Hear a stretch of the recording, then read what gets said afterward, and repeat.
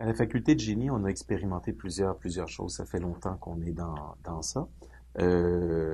J'ai parlé beaucoup du programme de génie mécanique, mais les deux programmes de génie électrique, génie informatique sont entièrement construits selon la logique de l'apprentissage par problème et par projet. Alors, eux autres, depuis 2001, il n'y a plus aucun cours, il n'y a pas de leçon magistrale, c'est vraiment que de l'APP mur à mur. Alors, eux sont allés dans cette direction-là. Les autres départements n'ont pas nécessairement suivi, et je dirais qu'avec l'expérience, au fond, ce que les professeurs ont vraiment compris, c'est que les modalités pédagogiques, ce sont justement des modalités. C'est pas des réponses uniques.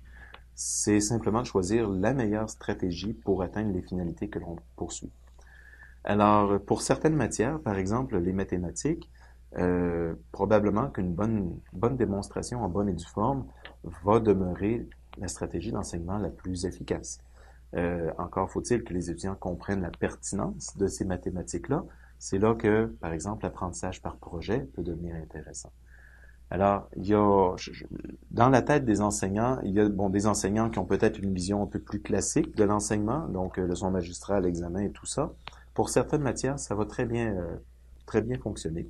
Pour d'autres matières, ben, c'est d'essayer de créer des ouvertures, d'essayer de voir qu'est-ce qu'on pourrait faire autrement.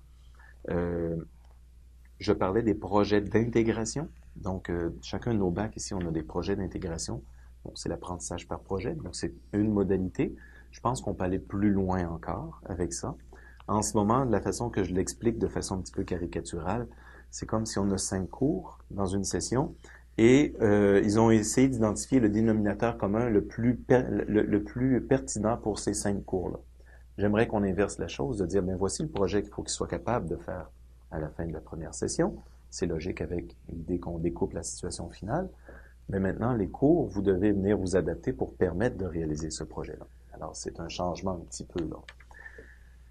Alors, point de vue stratégie d'enseignement, il y a des professeurs qui expérimentent déjà plusieurs choses, d'autres professeurs qui sont un peu plus classiques. Mais je pense que tous les professeurs sont conscients que ce sont des stratégies, que certaines stratégies sont plus efficaces que d'autres.